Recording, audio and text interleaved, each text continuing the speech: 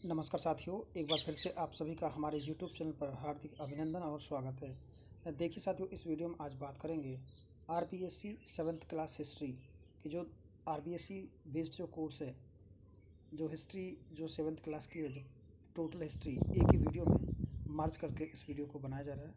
अब वीडियो को अंत तक देखेंगे, निश्चित रूप से आपको लाभ मिलेगा और आने वाली परीक्षा में आप अच्छे और बेहतर स्थिति से पास होंगे। तो साथियों, आपने अगर हमारा पहला वीडियो नहीं देखा है तो हमने 6th क्लास का हिस्ट्री एक ही वीडियो में डाला है। तो ये 2022-23 में जो एग्ज़ाम होने वाले हैं उनमें ये आपको मददगार साबित होंगे।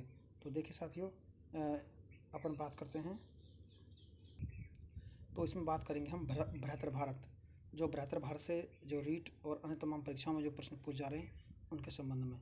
देखिए अगला, इसमें जो प्रश्न है, फर्स्ट ऑफ ऑल इसमें जो प्रश्न दिया गया है वो प्रश्न है, पेंगन का आनंद मंदिर किस देश में स्थित है।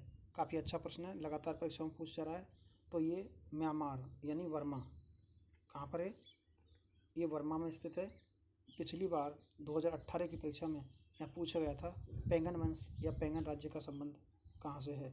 तो वर्मा में पेंगन एक राज्य हुआ है। यहाँ पर एक आनंद मंदिर है जो भगवान बुद्ध को समर्पित है। अगला प्रश्न देखिए ये देखिए भगवान बुद्ध का जो ये 9 मंजिला जो ये क्या है कि जो मंदिर है, पेंगन मंदिर हैं, इन पेंगन मंदिरों को किसने बनवाया था ये भी आपको जानना बहुत ज़रूरी है। तो अगला अगला प्रश्न है, अंकोर वाट का प्रसिद्ध मंदिर किस देव को समर्पित है। जो अंकोर वाट का जो मंदिर है वो किस देवता को समर्पित है ये आपको देखना है। अंकोर वाट का मंदिर भगवान विष्णु को समर्पित है। किसको है, भगवान विष्णु को समर्पित है। अगला अगर प्रश्न देखते हैं अपन, देखिए प्रश्न नंबर, देखिए अंकोर वाट के मंदिर देख लीजिए पहले आप। ये देखिए अंकोर वाट के मंदिर है, इन अंकोर वाट के मंदिरों को बहुत साज सज्जा से बनाया गया है। अगला प्रश्न है, बोरोबुद्दुर मंदिर जो कि 750 ईस्वी से 850 ईस्वी के बीच शैलेंद्र वंश के संरक्षण में बनाया था, ये वर्तमान में किस देश में स्थित है। तो ये किस देश में स्थित है और ये कहाँ पर है। तो ये अपने आप में बहुत इंपॉर्टेंट क्वेश्चन है कि जो बोरोबुद्दुर का जो मंदिर है ये 750 से 850 के बीच शैलेंद्र वंश के, किसने, शैलेंद्र वंश, ये इंपॉर्टेंट है, किस पिछली बार पूछा गया प्रश्न, किस संरक्षण में बनाया था, यह वर्तमान में किस देश में आता है। तो ये आता है जावा में। कहाँ आता है, जावा। और जावा को इंडोनेशिया द्वीप भी बोलते हैं। क्या बोलते हैं, जावा जो है वो इंडोनेशिया का द्वीप है। किसका है, इंडोनेशिया। इंडोनेशिया का क्या है, ये इंडोनेशिया का द्वीप है एक, जावा, यहाँ पर स्थित है बोरोबुद्दुर मंदिर। देख लीजिए एक बार। देखिए जो बोरोबुद्दुर मंदिर है ये 9 मंजिला है। कितना है, 9 मंजिला है। इस तरह से ये 9 मंजिला बनाया गया है। देखिए जैसे ये स्थिति हुई, इसके बाद में ये स्थिति हुई, इसके बाद में ये स्थिति, इसके बाद में ये स्थिति, दर प्रतिदर ये बढ़ता गया है। तो ये कुल मिलाकर के इस तरह से 9 मंजिल इमारत है। ठीक है, अगर देखेंगे लोरो जंगरंग, जो लोरो जंगरंग का जो मंदिर है ये भी अपने आप में बहुत महत्वपूर्ण मंदिर है। और ये कहाँ पर है ये भी आपको जानना है। तो ये भी कहाँ पर है, जावा में स्थित है।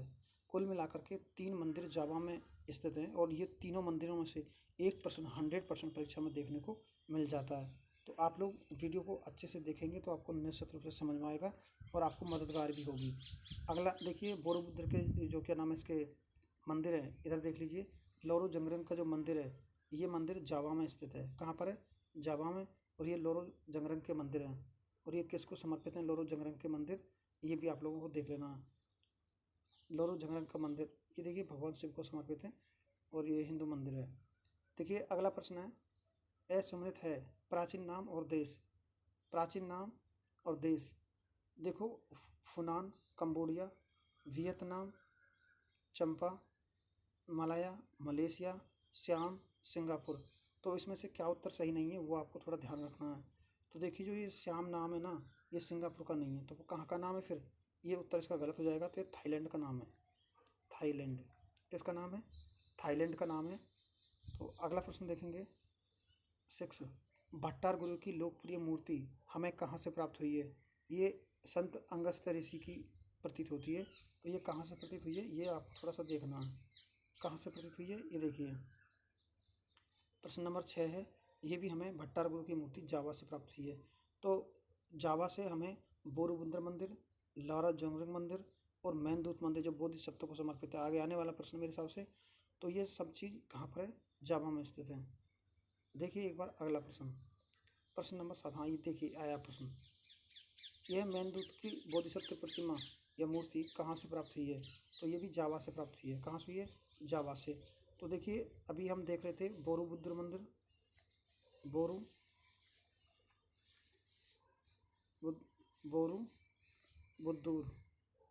जो बोरोबुद्दूर मंदिर है, एक लारो जंगरंग मंदिर, लारो जंगरंग मंदिर है, और एक है मेनदूत। ये सारे मंदिर यहीं से प्राप्त हुए हैं। मेनदूत भगवान बुद्ध धर्म को समर्पित, यानी बोधिसत्व को समर्पित है, भगवान बुद्ध को, अर्थात बौद्ध धर्म से संबंधित है। और एक बोरोबुद्र जो मंदिर है, जो 9 मंजिला मंदिर है, ये भगवान बुद्ध को समर्पित है। इसमें जो लारो जंगरंग मंदिर है, ये भगवान शिव जी को समर्पित है। और भट्टार गुरु की जो मूर्ति प्राप्त हुई थी, जो मैंने अभी बताया था आपको, वो भी जावा से प्राप्त हुई है। देखिए ये भगवान बुद्ध की प्रतिमा है, जो बोधिसत्व, जो बोधि रुचि जिसे बोलते हैं, और ये प्राप्त हुई है। मैंने अभी आपको बताया था मेनदूत की बोधिसत्व प्रतिमा है ये। अगला प्रश्न देखेंगे, किस शासक ने 486 छंदों के अभिलेख प्राप्त हुए हैं। किस शासक के 486 छंदों के अभिलेख प्राप्त हुए हैं, ये भी अपने आप में अच्छा प्रश्न है। और इनका नाम होगा राजेंद्र वर्मन। क्या नाम है, राजेंद्र वर्मन। उत्तर हो जाएगा इसका सेकंड। अगला प्रश्न देखिए, 693 ईस्वी में चालुक्य राजसभा में नियुक्त चीनी राजदूत के साथ नालंदा से चीन कौन सा विद्वान गया था, जिसने 53 ग्रंथों का अनुवाद किया था, और वो है बोधिरुचि। कौन है, बोधिरुचि। प्रश्नों को अच्छे से पढ़ लेना, फिर से एक बार मैं आपको गाइड करा रहा हूँ, देख लेना एक बार प्रश्न को।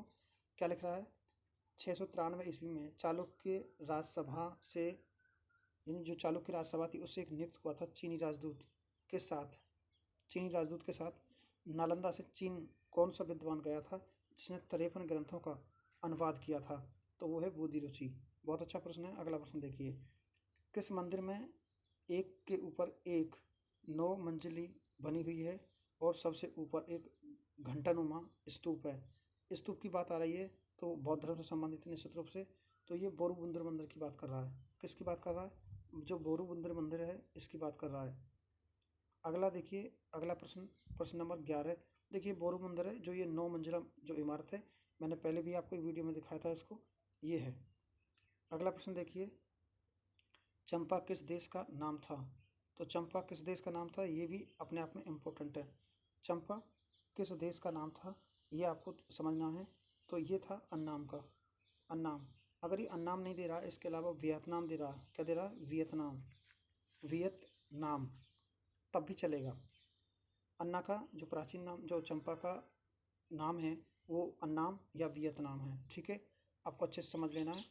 चंपा से कितने संस्कृत अभिलेख प्राप्त हुए हैं, तो ये भी अपने आप में इम्पोर्टेंट है। तो कितने अभिलेख प्राप्त हुए हैं, 100 से अधिक अभिलेख चंपा से प्राप्त हुए हैं।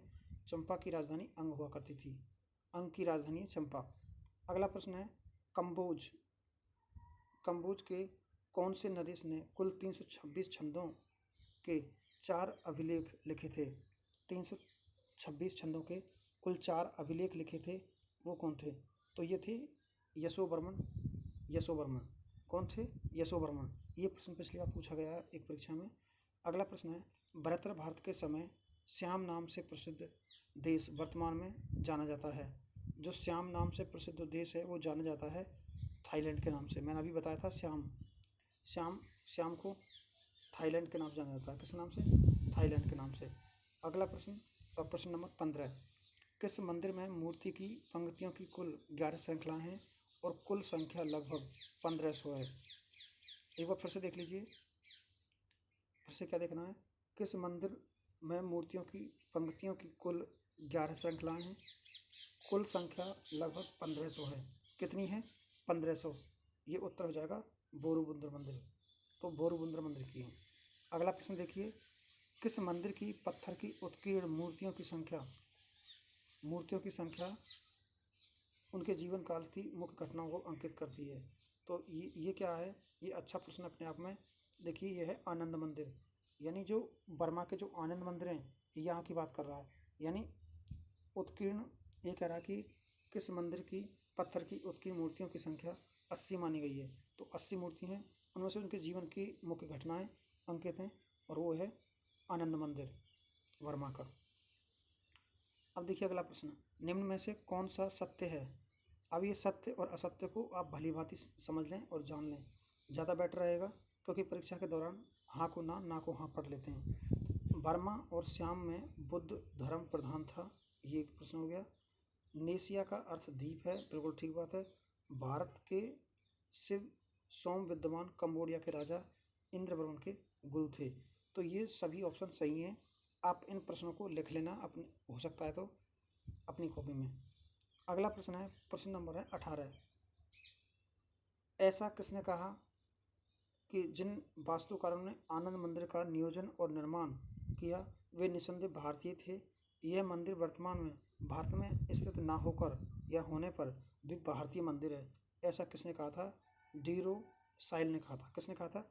डीरो साइल का कथन है ये। अगला प्रश्न है, प्रश्न में क्या लिखा हुआ है? किस पुराण के अनुसार जम्बू द्वीप से अलग एक द्वीपांतर भारत का आविर्भाव हुआ? अच्छे से प्रश्न को पढ़ लेना है, तभी आपको उत्तर समझ में आएगा। किस पुराण के अनुसार जम्बू द्वीप से एक द्वीपांतर भारत का आविर्भाव हुआ?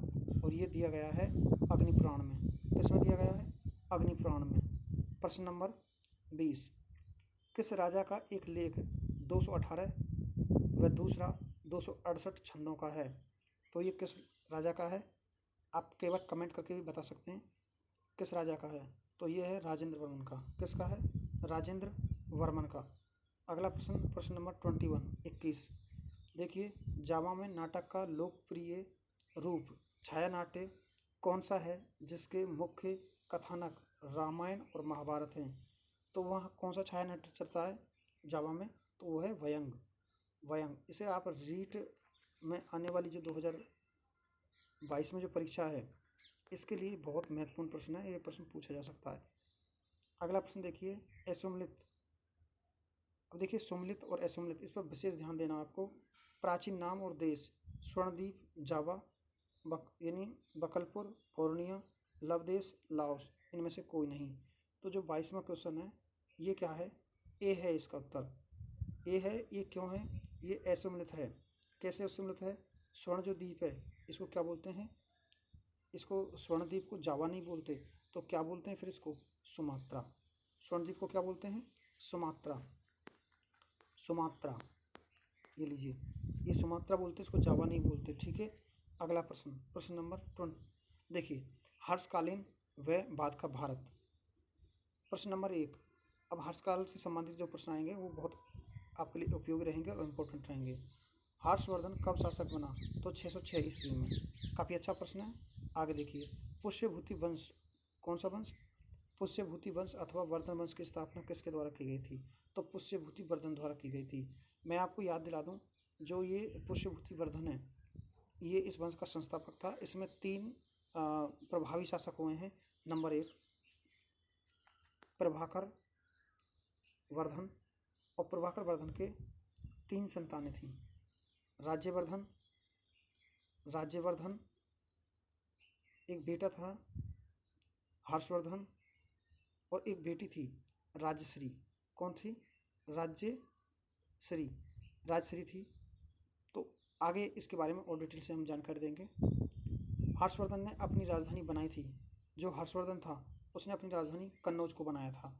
मैं आपको याद दिला दूं कि जो हर्षवर्धन है उनकी बहन राजश्री है, उनका विवाह मोखरी वंश के एक शासक थे गृहवर्मन कन्नौज के, वहाँ कर दी गई थी। लेकिन गौड़ नरेश शशांक ने, किसने? एक गौड़ नरेश था, और गौड़ नरेश जो शशांक था,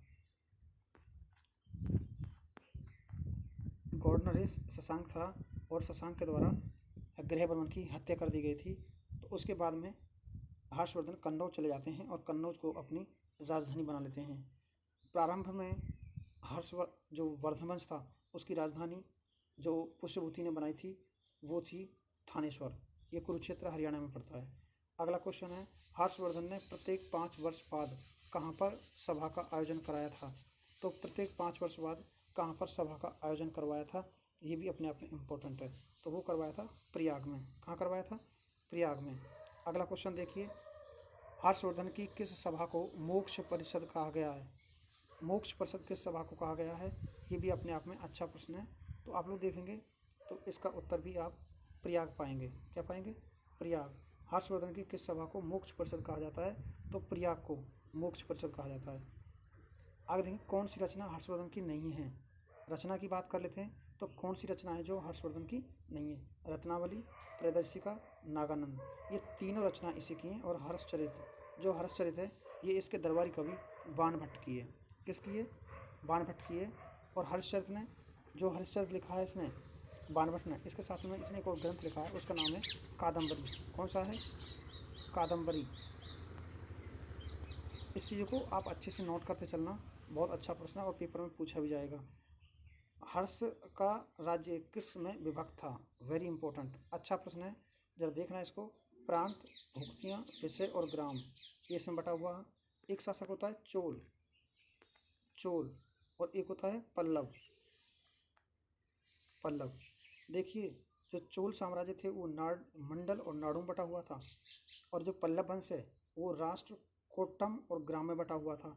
कई बार ये प्रश्न पूछा जा चुका है, इन चीज़ों पर आप विशेष ध्यान दें, ज़्यादा इंपॉर्टेंट रहेगा। इनको लिख लें और इनको जोड़ लें। जैसे चोल में 2 वर्ड हैं तो मंडल और नाडु आ रहा है, राष्ट्र, कोट्टम और ग्राम में इसमें 3 वर्ड आ रहे हैं, 1, 2 और 3। तो इसमें ले आधा है, तो इसमें ट्रे और कोट्टम में ट्रे आधा आधा लगा हुआ है। आप पहचान कर लेना, बहुत अच्छा प्रश्न है, आप समझ में आ जाएगा। अगला प्रश्न है, हर्षवर्धन ने कौन सा धर्म अपनाया था? तो हर्षवर्धन ने कौन सा धर्म अपनाया था? तो हर्षवर्धन बौद्ध धर्म के अनुयायी थे। उससे पहले वो शिव और सूर्य के उपासक थे। अगला प्रश्न, हर्षवर्धन ने कन्नौज में विशाल धर्म सम्मेलन, कहाँ पर? एक विशाल धर्म सम्मेलन का आयोजन किया। इसका अध्यक्ष किसे बनाया गया था? जो 23 दिन तक चला था। यानी हर्षवर्धन ने कन्नौज में एक विशाल धर्म सम्मेलन आयोजित करवाया था। जो विशाल धर्म सम्मेलन था उसकी अध्यक्षता किसके द्वारा की गई थी? तो हवेनसांग। आप ध्यान रखें, चीनी यात्री ये बौद्ध धर्म से संबंधित अपने ग्रंथों को इकट्ठा करने आया था, और ये हवेनसांग के समय में आया था। तो ये भी अपने आप में अच्छा प्रश्न है। ये चीनी यात्री है, उससे पहले फायान जो है वो बौद्ध काल में आया था। अगला प्रश्न, अगला प्रश्न है, हर्षकालीन सिक्कों पर क्या लिखा था? हर्षकालीन सिक्कों पर लिखा हुआ था हर्षदेव। यानी हर्षकालीन सिक्कों पर हर्षदेव नाम मिलता है। ये भी अपने आप में अच्छा प्रश्न है। अब देखिए थोड़ा सा एक और है, जयदेव की रचना। जयदेव की रचना थी गीत गोविंद। आपको आराम से समझ में आ गया होगा, गीत गोविंद। अगला प्रश्न है, बाणभट्ट की पुस्तक का नाम क्या था? बाणभट्ट की पुस्तक का नाम है, देखिए, हर्षचरित, रत्नावली, हर्षदेव। तो इसमें से जो हर्षचरित है ये बाणभट्ट की रचना है। इनके द्वारा एक और रचना लिखी गई थी, कादम्बरी। कौन सी लिखी गई थी? कादम्बरी। इसका मैंने पीछे भी जिक्र किया आपसे, तो ये अपने आप में इम्पोर्टेंट है। अगला प्रश्न देखिए, हर्षवर्धन के दरबारी विद्वान। तो हर्षचरित के जो दरबारी विद्वान थे वो कौन कौन थे, ये भी आपको जानना है। तो इसमें बाणभट्ट और हरिदत्त, ये दोनों ही हर्षवर्धन के दरबारी विद्वान थे।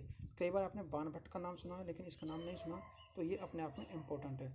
आगे देखिए, सत्य कथन है, यानी हर्षवर्धन के संबंध में क्या, कौन सा सत्य कथन है और कौन सा गलत है वो देखना है। इनकी देखिए, इसकी सोनीपत मोहर के शीर्ष पर बैल की आकृति मिली है कि नहीं मिली ये आपको जानना है। नालंदा मोहर के एक अभिलेख में हर्ष को महाराजाधिराज कहा गया है, ये भी इम्पोर्टेंट है। हर्ष के सिक्कों पर घुड़सवार की चित्र भी मिले हैं। मतलब कुल मिलाकर हर्ष के सिक्कों पर हर्षदेव नाम मिला है, नाम हर्षदेव, लेकिन इसको घुड़सवार का चित्र भी मिला है, घोड़े पर सवार है और वो चित्र इसका मिला है। तो इसका उत्तर सभी हो जाएगा। अगला प्रश्न है, हर्ष में जो छठी प्रयाग सभा का आयोजन किया गया था वो कब हुआ था?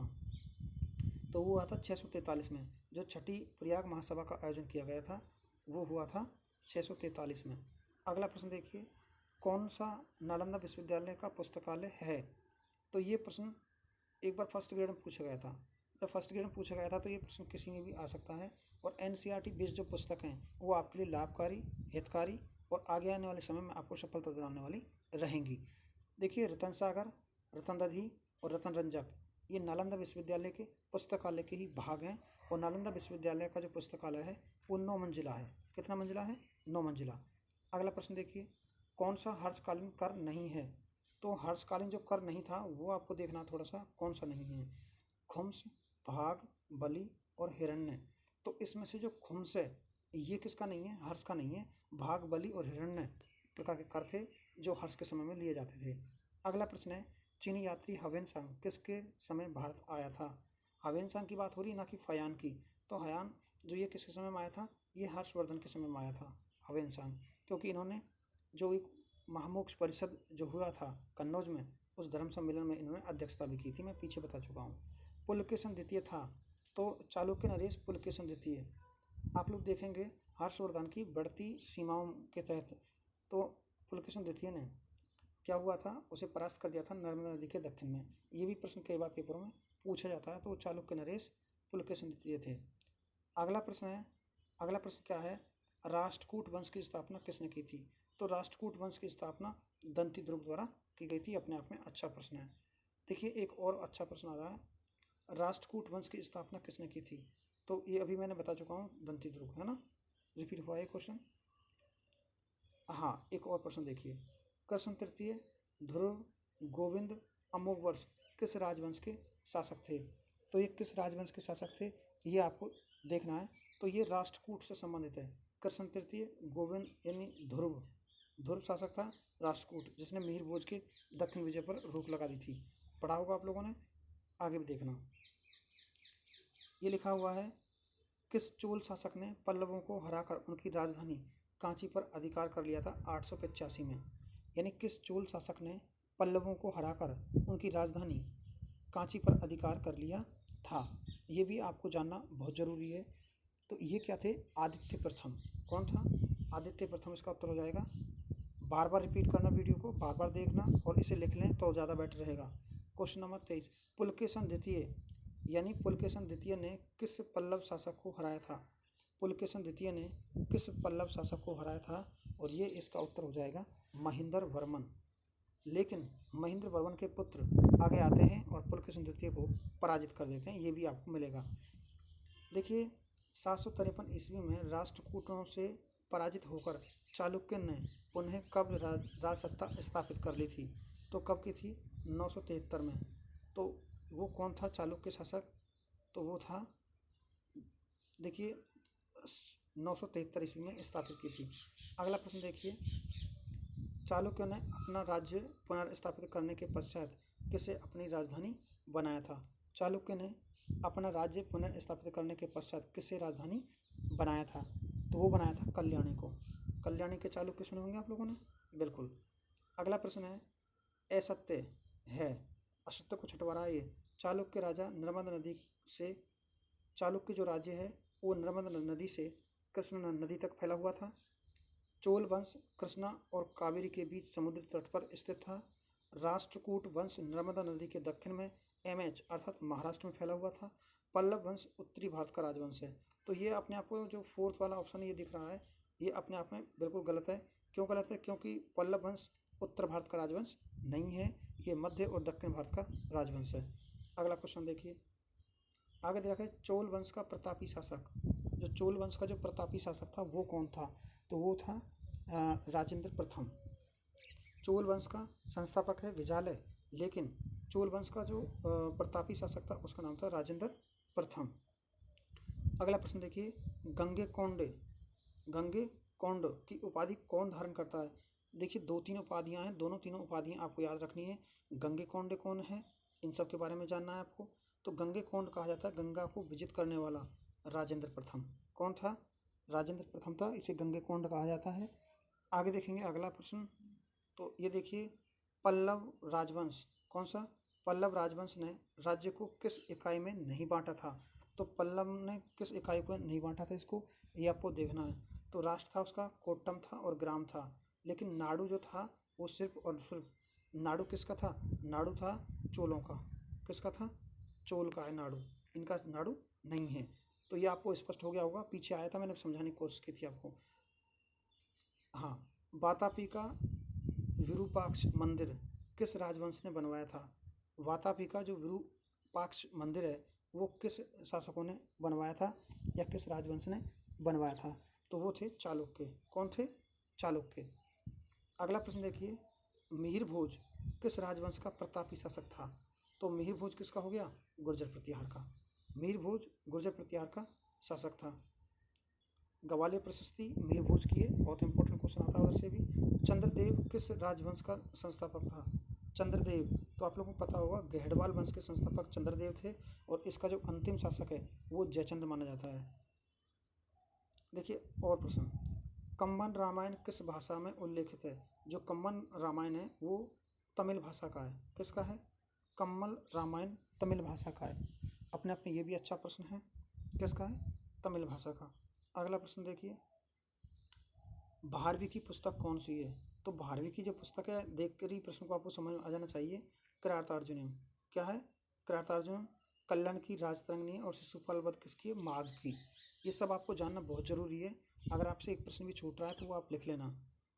देखिए अगला प्रश्न, सत्य कथन है सोलंकी वंश के समय महमूद गजनवी द्वारा सोमनाथ पर आक्रमण किया गया था। तो ये वेरी नाइस, बहुत अच्छे। सोलंकी वंश का शासक था और इस समय महमूद गजनवी द्वारा सोमनाथ पर आक्रमण किया गया था।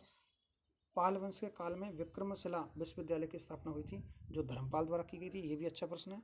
गुप्त काल में नालंदा विश्वविद्यालय की स्थापना की गई थी। तो ये कुमार गुप्त प्रथम के समय में नालंदा विश्वविद्यालय की स्थापना की गई थी। तो ये सारे कथन सत्य हैं।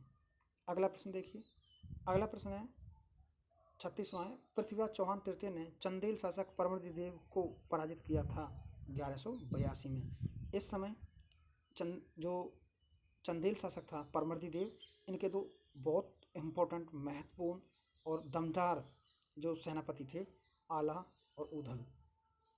आला और ऊदल, आला ऊदल, ये आला और ऊदल, ये दो सेनापति थे और ये दोनों सेनापति इसमें मारे गए थे। अगला प्रश्न, तराइन का प्रथम युद्ध कब हुआ था? देखिए ये रीट 2018 में पूछ लिया गया है क्वेश्चन है। तो 1191 को हुआ था। इस समय पृथ्वीराज चौहान थर्ड की विजय तथा मोहम्मद गोरी की पराजय हुई थी। अगला प्रश्न, हर्षवर्धन को किस शासक ने हराया था? तो बिल्कुल ठीक है, मैंने पहले भी चर्चा कर चुका हूँ इसकी। तो पुलकेशन द्वितीय, चालुक्य शासक पुलकेशन द्वितीय ने नर्मदा नदी के दक्षिण में इन्हें हराया था। अगला प्रश्न, किस पल्लव शासक ने 642 ईस्वी में चालुक्यों की राजधानी पर अधिकार किया? तो वो कौन सा चालुक्य शासक था जिसने अधिकार किया था? ये आपको थोड़ा सा जानना होगा।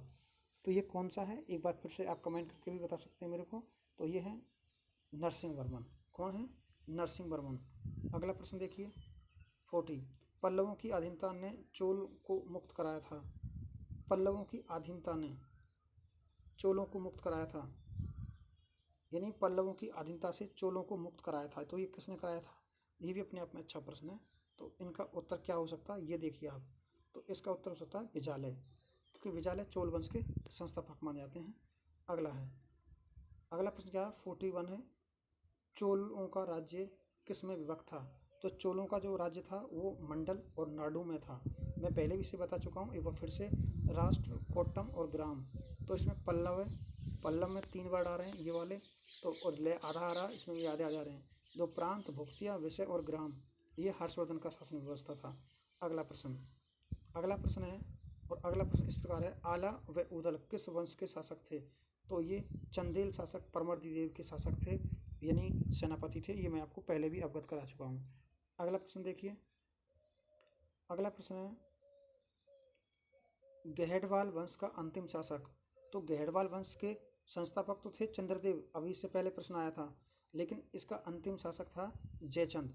और जयचंद को मोहम्मद गोरी ने 1194 में चंदावर के युद्ध में पराजित किया था। अगला प्रश्न, गुहिल वंश का प्रथम शासक कौन था? तो राजा गुहिल ही थे, और इसके बारे में आपको पता होगा। जो राजा गुहिल हैं, इनका जो जन्म है वो इनकी माँ ने, पुष्पावती ने पहाड़ों में दिया था, और गुफाओं में रख कर के कमलावती नाम की एक ब्राह्मण महिला थी, उसने इसका लालन पालन करवाया था, और उसके बाद में उन्होंने अपना देह त्याग दिया था इसकी माँ ने। तो कुछ लोगों ने इनके बारे में बताया कि आपके पिताजी पहले मेवाड़ के शासक थे, तो इन्होंने फिर से मेवाड़ पर आक्रमण किया और भीलों के सहयोग से ये मेवाड़ के शासक बन गए थे। अपने आप में अहम प्रश्न है। अगला देखिए, परमार वंश का प्रतापी शासक, जो परमार वंश का जो प्रतापी शासक है वो कौन था, ये भी आपको जानना है। तो वो था राजा भोज। परमार वंश के जो प्रतापी शासक हैं वो राजा भोज थे, ये भी इंपॉर्टेंट क्वेश्चन था। कौन सा मंदिर उड़ीसा में नहीं है? तो उड़ीसा में नहीं है वो देखना है आपको। लिंगराज मंदिर है, ये भुवनेश्वर में है, ठीक है, भुवनेश्वर उड़ीसा की राजधानी है। सूर्य मंदिर कोणार्क, ये भी उड़ीसा में ही है। जगन्नाथपुरी का मंदिर है, ये भी उड़ीसा में ही है। तो जो देलवाड़ा का जो जैन मंदिर है, वो देलवाड़ा के जो जैन मंदिर हैं वो सिरोही में है। कहाँ है? राजस्थान में। ये राजस्थान में है, तो ये क्या है? उड़ीसा में नहीं है। तो ये आपको देखना है। देखिए अगला प्रश्न। अगला प्रश्न है, महमूद गजनवी कौन था? महमूद गजनवी ने भारत पर कितनी बार आक्रमण किया था? तो कितनी बार आक्रमण किया था? 17 बार। देखिए महमूद गजनवी के दरबार में जो 3 विभूतियाँ थी, उनका नाम था उत्बी, फरूखी और एक थे अलबरूनी। अपने आप में इम्पोर्टेंट क्वेश्चन है। यानी उत्बी के ग्रंथ तारीख ए यामनी से ये स्पष्ट हुआ है कि महमूद गजनवी ने भारत को एक बार नहीं बल्कि 17 बार प्रताड़ित किया था, लूटा था। ये इसके बारे में अंदाजा है। और जो अलबरूनी इसका जो था दरबारी कवि, उनके द्वारा तहकीद हिंद किताब उल हिंद की रचना की गई थी। ये भी अपने आप में अहम और इम्पोर्टेंट क्वेश्चन है। तो अगला प्रश्न देखिए अगला प्रश्न क्या है वो देखिए। अलाउद्दीन खिलजी के द्वारा जब जालौर पर आक्रमण किया था, उस समय कानड़देव चौहान के किस सरदार ने विश्वासघात किया था? यानी कहने का मतलब है, जब जालौर पर आक्रमण किया था 1308 में, 1311 ईस्वी में, 1308 सिवाना बाड़मेर है। 1311 में जब जालौर पर आक्रमण किया था, तो इस समय किस व्यक्ति ने क्या किया था? विश्वासघात किया था, जिससे ये हार गए थे। तो ये इसका उत्तर हो जाएगा बीका दहिया। अगला प्रश्न देखना। अगला प्रश्न है, राजस्थान का पहला शाखा कहलाता है। तो राजस्थान का जो पहला शाखा है वो कब हुआ था और कहाँ का है? तो पहला शाखा है रणथंभौर सवाई माधोपुर। रणथंभौर शाखा है, यहाँ पर राजा हम्मीर देव 1301 में हार गए थे और उसकी धर्मपत्नी रंगदेवी, क्या नाम था? रंगदेवी ने क्या कर लिया था? जौहर कर लिया था। ये भी अपने आप में इम्पोर्टेंट फैक्ट है। ये राजस्थान का प्रथम शाखा है। अब आप देखेंगे अगला प्रश्न देखिए। महाराव शेखा के शासनकाल में उनके राज में गांवों की संख्या कितनी थी? महाराव शेखा के शासनकाल में गांवों की संख्या 360 हो गई थी। कितनी हो गई थी? 360। ये भी इम्पोर्टेंट क्वेश्चन है। अगला देखिए। मेवाड़ में रावल शाखा का अंतिम शासक, रावल शाखा यानी रावल रतन सिंह थे, जो इस वंश के अंतिम शासक थे। इस समय 1303 ईस्वी को अलाउद्दीन खिलजी ने पद्मनी को प्राप्त करने के एवज में आक्रमण किया था और 1303 को चित्तौड़गढ़ का प्रथम शाखा हुआ था, जिसमें रतन सिंह लड़ते लड़ते शहीद हो गए। और इनके जो 2 वीर सेनापति थे, गोरा और बादल, क्या नाम है उनका? गोरा बादल, ये 2 शहीद हो गए थे। ये इनकी कहानी भी आपने सुनी होगी। और आप मुझे कमेंट करके बताना, एक बहुत अच्छा प्रश्न है, गोरा बादल जो रचना है वो किसकी है? बताना जरूर। अगर आप कमेंट नहीं करोगे, इसका मतलब आप लोग ध्यानपूर्वक पढ़ नहीं रहे हैं। अगला प्रश्न देखिए। अगला प्रश्न क्या है? श्यामल दास के वीर विनोद के अनुसार, यानी श्यामल दास का एक ग्रंथ है, उसका नाम है वीर विनोद। क्या है?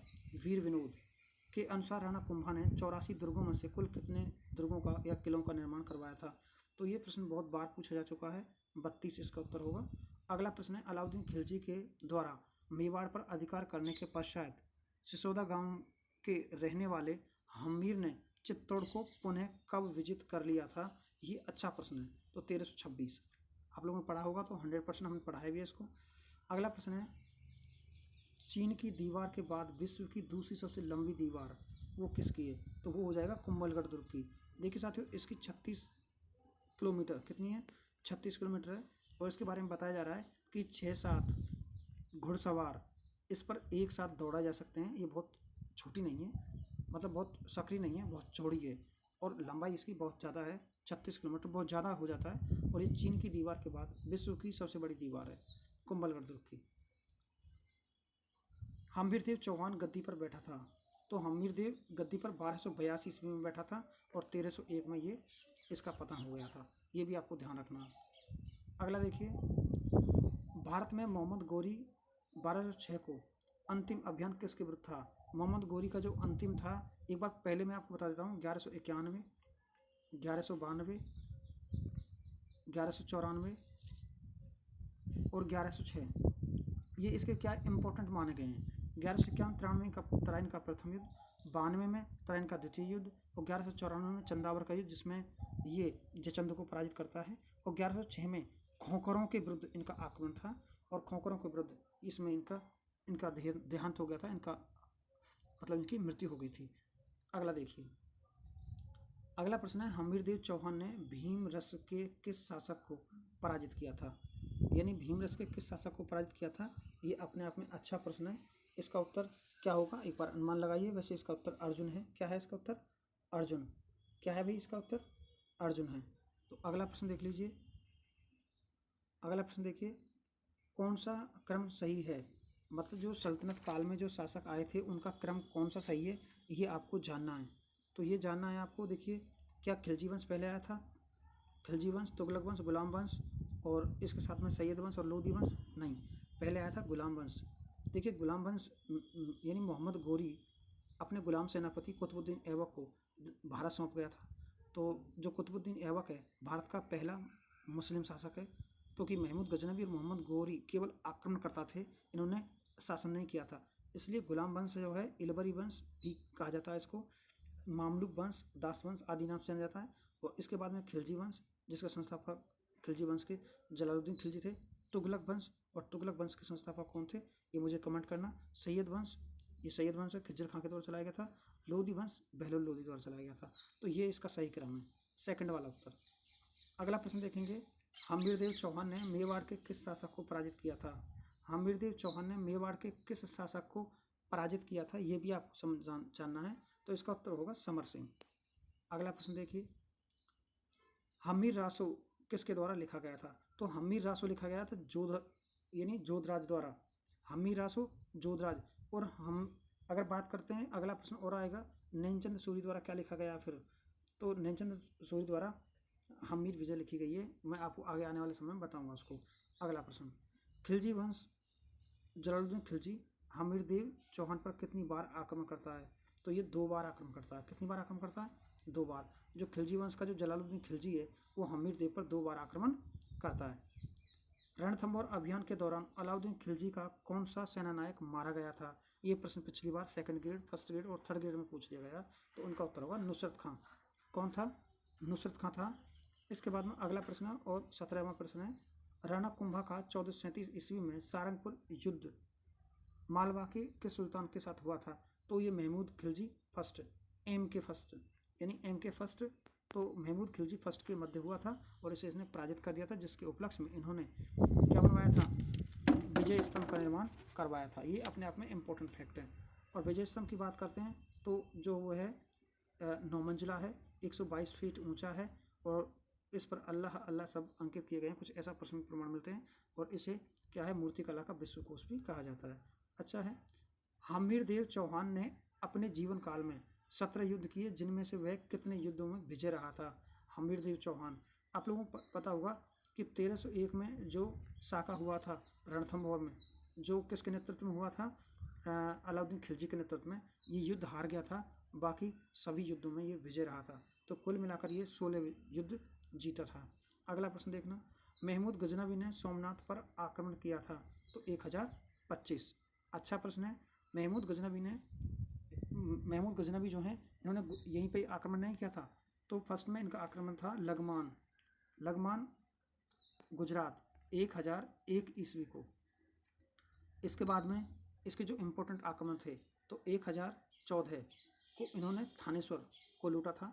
थानेश्वर हरियाणा में कुरुक्षेत्र है जो वर्तमान में वो है। और 1018 को इसने क्या है, कन्नौज को लूटा था। और 1025 को इन्होंने जो इसका सबसे भयानक आक्रमण माना जाता है वो माना जाता है सोमनाथ में। अंतिम आक्रमण इनका 1027 को था, वो भी इम्पोर्टेंट है। देखिए, हमीर महाकाव्य किसकी पुस्तक है? अभी आप लोग देख रहे हैं, मैंने अभी बताया था हमीर रासो लिखा था जोधराज ने। हमीर रासो जोधराज, और हमीर महाकाव्य नैनचंद सूरी। तो इसका उत्तर हो जाएगा नैनचंद सूरी। अगला प्रश्न देखिए, अगला प्रश्न है, असत्य कथन है 1191 में जलालुद्दीन खिलजी ने झायन दुर्ग पर आक्रमण किया था। बिल्कुल किया था, 100%। 1292 में क्या है, 1292 में जलालुद्दीन ने रणथंभौर जीतने का प्रयास किया था जलालुद्दीन ने, ना कि अलाउद्दीन ने किया था। 1286 में जलालुद्दीन की हत्या अलाउद्दीन ने की थी, ये गलत फैक्ट है, क्योंकि ये 1296 में किसकी हत्या की गई थी? कब की गई थी? 1296 ईस्वी को इसकी हत्या की गई थी। अगला क्वेश्चन है क्वेश्चन नंबर 22। चित्तौड़ पर पहला जौहर किसके नेतृत्व में हुआ था? तो पहला जौहर हुआ था पद्मनी के नेतृत्व में, दूसरा हुआ था कर्मवती के नेतृत्व में। कुल मिलाकर के 1303, 1534 और 1567 यह 3 बार साके हुए हैं, जिसे जौहर कहते हैं। तो ये पहला पद्मनी के नेतृत्व में हुआ था। इस समय इनके जो वीर सेनापति थे गोरा और बादल, वो वीर गति को प्राप्त हो गए थे और रतन सिंह लड़ते लड़ते शहीद हो गया था। अगला क्वेश्चन, गोरा बादल किसके सेनापति थे? मैं जिक्र कर रहा था तो गोरा बादल किसके थे? रतन सिंह के सेनापति थे। और मैंने अभी भी पूछा था आपसे, मुझे कमेंट कर बताना कि गोरा बादल रचना किसकी है। तो ये बहुत अच्छा प्रश्न है। किस ग्रंथ में कुंभा के बारे में जानकारी मिलती है?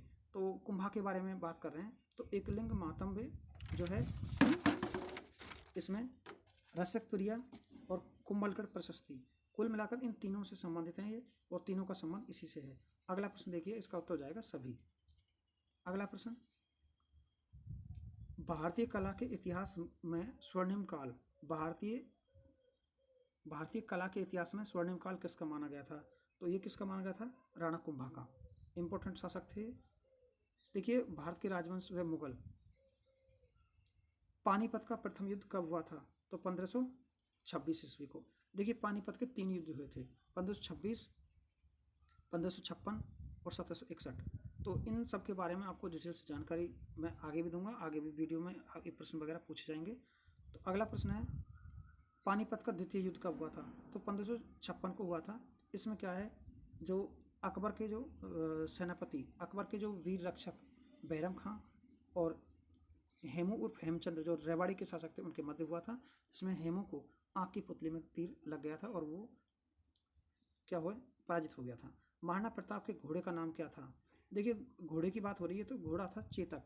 अगर इसके हाथी की बात कर रहे हैं तो उसका नाम था राम प्रसाद। आपको पता होगा हल्दी घाटी युद्ध में राम प्रसाद को अरेस्ट कर लिया गया था, पकड़ लिया गया था। तो जो अकबर था उन्होंने उसका नाम पीर प्रसाद कर दिया था। क्या कर दिया था? पीर प्रसाद। ये भी अपने आप पे इम्पोर्टेंट क्वेश्चन है, इसका नाम पीर प्रसाद कर दिया गया था। अगला क्वेश्चन है, सेना का हरावल दस्ता। देखिए, सेना के 3 दस्ते हुआ करते थे। फर्स्ट ऑफ ऑल हरावल,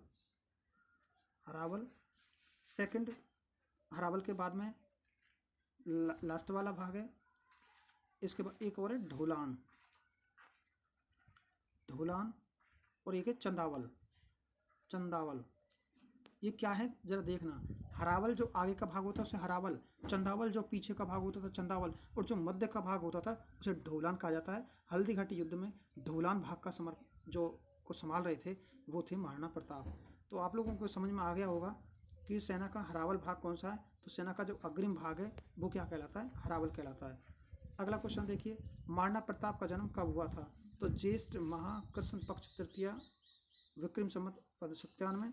तो ज्येष्ठ शुक्ल तृतीया विक्रम संवत 1597 को इनका जन्म हुआ था। वैसे से कहें तो इसका सामान्य जन्म 9 मई 1540 को, क्या है, 9 मई 1540 को इनका जन्म हुआ था। अगला प्रश्न देख लीजिए एक बार, महाराणा उदय सिंह की गोविंदा में मृत्यु हुई थी। तो महाराणा उदय सिंह की जो मृत्यु हुई थी वो 28 फरवरी 1572 को हुई थी। इसी समय अगला शासक, खैर इसके 2 पुत्र थे और दोनों पुत्र अपने अपने में शासक बन गए थे।